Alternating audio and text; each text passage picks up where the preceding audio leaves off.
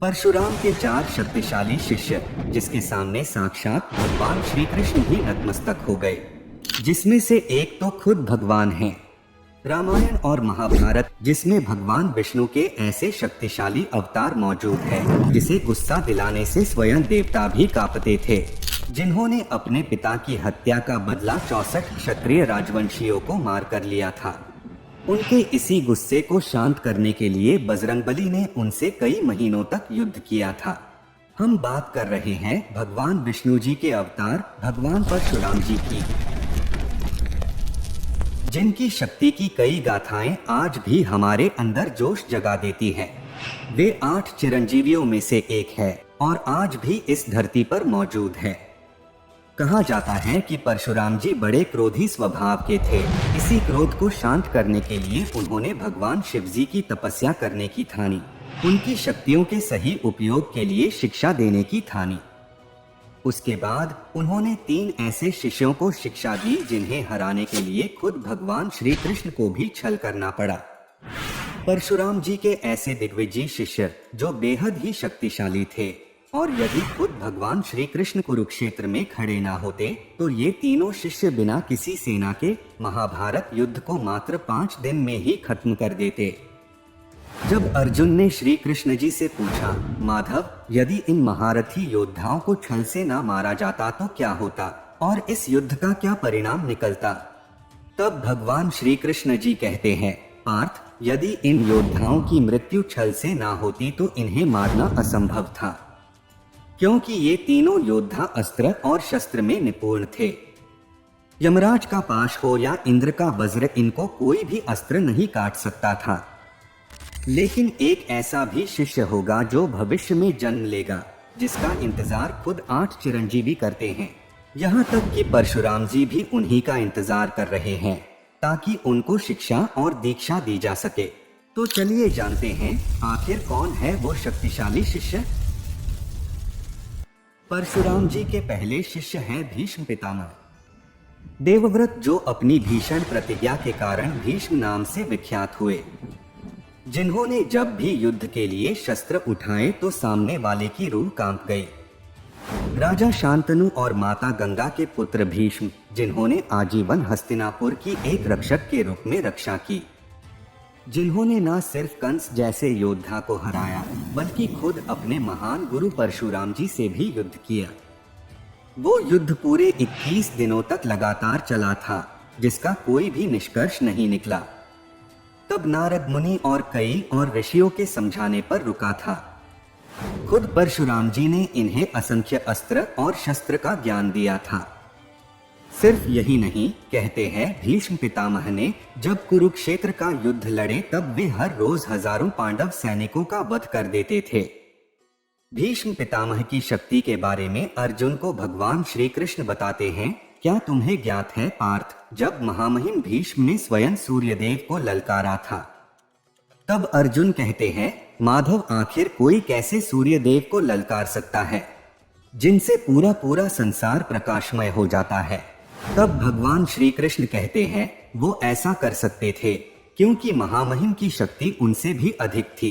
सिर्फ यही नहीं, भगवान श्री कृष्ण ने युद्ध में शस्त्र न उठाने की प्रतिज्ञा ली थी, लेकिन भीष्म पितामह के कारण उन्हें भी युद्ध में शस्त्र उठाने पड़ गए थे। उन्हें इच्छा मृत्यु का भी वरदान प्राप्त था, इसलिए जब तक वो नहीं चाहते तब तक उन्हें कोई हरा नहीं पाता। लेकिन इस रहस्य के बारे में पांडवों को उन्होंने बताया था, जिसके चलते पांडवों ने चाल चलकर उन्हें बाणों की शैया पर लेटा दिया। और इस तरह महाभारत के महान योद्धा भीष्म पितामह संसार को छोड़कर चले गए। अब बात करते हैं परशुराम जी के दूसरे शिष्य की, जो बेहद ही पराक्रमी थे। वे कोई और नहीं बल्कि पांडवों और कौरवों के गुरु द्रोणाचार्य थे। कहते हैं कि गुरु द्रोणाचार्य के पास इतनी शक्ति थी कि यदि वह अपने धनुष को छोड़कर युद्ध करते तब भी वह पांडवों की आधी सेना का विध्वंस कर सकते थे, वो भी सिर्फ अपने हाथों से। गुरु द्रोणाचार्य भी अस्त्र और शस्त्र में निपुण थे। उनमें इतना बल था कि वो अकेले ही कई राज्यों को जीतने की क्षमता रखते थे। उन्हें भी अपने गुरु परशुराम जी से कई अस्त्र शस्त्र की प्राप्ति हुई थी। गुरु द्रोणाचार्य ने ही पांडवों और कौरवों को अस्त्र शस्त्र विद्या सिखाई थी। भगवान विष्णु जी ने उन्हें वरदान स्वरूप नारायण अस्त्र दिया था। इनके अतिरिक्त गुरु द्रोण के पास इंद्रास्त्र, वरुणास्त्र, पशुपतास्त्र और ब्रह्मास्त्र जैसे और भी दिव्यास्त्र थे। उन्हें कई प्रकार के जटिल युद्ध सुलोचनाओं का भी ज्ञान था। युद्ध के 13वें दिन गुरु द्रोण ने अकेले ही पांडव पक्ष के लगभग 20 महारथियों को पराजित कर दिया था। एक समय तो वो अर्जुन पर इतने हावी हो गए थे कि वह श्री कृष्ण अर्जुन से बोले कि हमारा अधिक समय यह पर बीत न जाए, इसीलिए द्रोणाचार्य को छोड़कर आगे बढ़े। युद्ध के 15वें दिन तो वो अजय थे। उनके ही कार्यकाल में पांडवों ने अपनी सबसे अधिक क्षति देखी थी। इस कारण गुरु द्रोणाचार्य को युद्ध में सीधे तौर पर पराजित नहीं किया जा सकता था। तब भगवान श्री कृष्ण ने भीम से कहकर एक अश्वत्थामा नाम के हाथी को मरवा दिया और हर तरफ खबर फैला दी कि अश्वत्थामा मारा गया। यह सुनकर द्रोणाचार्य ने हथियार डाल दिए। तब राजा द्रुपद के बेटे धृष्टद्युम्न ने द्रोणाचार्य का वध कर दिया। इस तरह द्रोणाचार्य हो छल से मारा गया था, अन्यथा उन्हें मार पाना किसी के बस की बात नहीं थी। अब बात करते हैं परशुराम जी के तीसरे शक्तिशाली शिष्य। वो कोई और नहीं बल्कि सूर्यपुत्र कर्ण थे। कर्ण ने भले ही परशुराम से झूठ बोलकर शिक्षा ली थी, लेकिन उन्हें परशुराम का सबसे प्रिय शिष्य माना जाता है। यदि वो पांडवों के पक्ष में होते तो इस युद्ध में भगवान श्री कृष्ण से सहायता मांगने की कोई जरूरत नहीं होती। स्वयं अंगराज कर्ण ही लाखों अक्षोणीय सेना के बराबर थे, जिन्होंने इंद्रदेव को मात्र 3 बाणों से भयभीत कर दिया था, जिनके सम्मान से बड़ी उनकी दानवीरता थी, जिनसे समाज ने बालपन में ही घृणा करी। तब दुर्योधन ने उनके अस्त्रों का और उनके जीवन का सम्मान किया। इसलिए कर्ण ने युद्ध में उनका साथ देकर मृत्यु को हंसते हंसते स्वीकार किया। कर्ण में ही नहीं बल्कि उनके बाणों में भी इतनी शक्ति थी कि वो बजरंगबली के होते हुए भी अर्जुन के रथ को 3 उंगली पीछे खिसकाया करते थे। वो भी सिर्फ एक बार नहीं बल्कि असंख्य बार ऐसा किया था। वो भी ऐसा रथ जिस पर हनुमान जी विराजमान थे और स्वयं भगवान श्री कृष्ण चला रहे थे। जिस जरासंध को मारने में भीम को इतना समय लग रहा था, जिसे मारने के लिए भीम को भगवान श्री कृष्ण की सहायता लगी थी, वो आसानी से कर्ण के हाथों मारा जाता। कर्ण ने कई बार जरासंध को परास्त भी किया था। उन्हें ज्ञात था कि जरासंध की मृत्यु कैसे होगी, लेकिन कर्ण ने मित्रता के कारण जरासंध को जीवित छोड़ दिया था। अर्जुन को छोड़कर उन्होंने सभी पांडवों को पराजित किया था। कर्ण की तारीफ भगवान श्री कृष्ण भी करते थे। वो जानते थे कि कर्ण बेहद ही शक्तिशाली है और उसे केवल छल के सहारे ही मारा जा सकता है।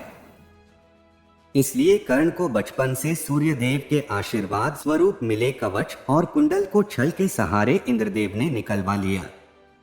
अगर कर्ण कवच और कुंडल पहनकर युद्ध करते तो शायद कर्ण को हरा पाना किसी के भी बस की बात नहीं थी। लेकिन कहते हैं कि कर्ण के मृत्यु के पीछे श्राप था, जो स्वयं उनके गुरु परशुराम जी ने दिया था।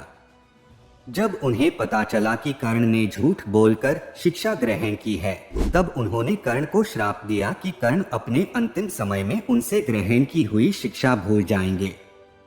इस कारण अंतिम समय में वो अपनी सारी अस्त्र शस्त्र विद्या भूल गए और उनका भी अधर्म की राह पर चलने के कारण छल पूर्वक वध हुआ।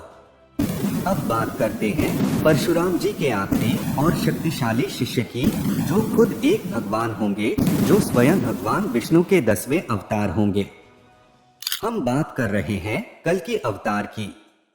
श्रीमद् भगवत गीता में वर्णन है कि संभाल क्षेत्र में एक ब्राह्मण के घर कल्कि अवतार का जन्म होगा, जिनके गुरु कोई और नहीं बल्कि धरती पे मौजूद 8 चिरंजीवी में से एक परशुराम जी होंगे, जो उन्हें शिक्षा और दीक्षा देंगे और उन्हीं से उन्हें प्राप्त होंगे कई सारे असंख्य अस्त्र शस्त्र। कल्कि अवतार के बारे में तो हम सब जानते ही हैं कि वो कलयुग के अंत में कलि पुरुष के आतंक से धरती को बचाने के लिए भगवान विष्णु 10वां अवतार लेंगे, जो कल्कि अवतार होंगे, जिसके गुरु स्वयं परशुराम जी होंगे। तो यही थे परशुराम जी के 4 शक्तिशाली शिष्य। इनमें से आपको पसंदीदा शिष्य कौन लगता है, हमें कमेंट करके अवश्य बताइए। आशा करते हैं कि आपको ये वीडियो अवश्य पसंद आया होगा। कृपया लाइक, शेयर और सब्सक्राइब अवश्य करें।